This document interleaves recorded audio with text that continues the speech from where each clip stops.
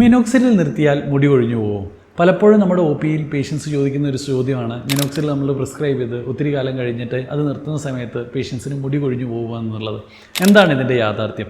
Minoxidil എങ്ങനെയാണ് നിങ്ങളുടെ മുടിയിൽ ആക്ട് ചെയ്യുന്നത്? മിനോക്സിഡിൽ എന്ന് പറയുന്നത് ഒരു വാസോ ഡയലേറ്ററാണ്, അതായത് രക്തക്കുഴലുകൾ വികസിപ്പിക്കുന്ന ഒരു മരുന്നാണ്. അപ്പോൾ മുടിയിലേക്കുള്ള രക്തക്കുഴലുകൾ വികസിപ്പിക്കുകയാണ്. അപ്പോൾ മുടിക്ക് കൂടുതൽ ന്യൂട്രിയൻസ് കിട്ടും, ഓക്സിജൻ കിട്ടും.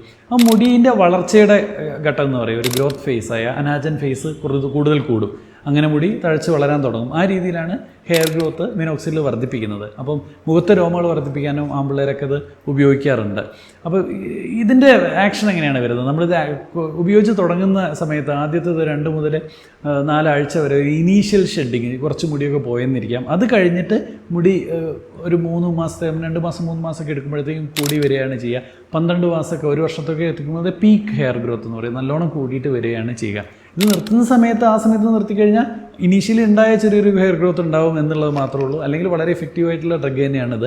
ഇതിടയിൽ നിർത്തുമ്പോൾ ആദ്യമുള്ളതിനേക്കാളും കുറഞ്ഞു പോകുമെന്നുള്ള പ്രചരണം തികച്ചും തെറ്റാണ്. Stay healthy. Follow for more.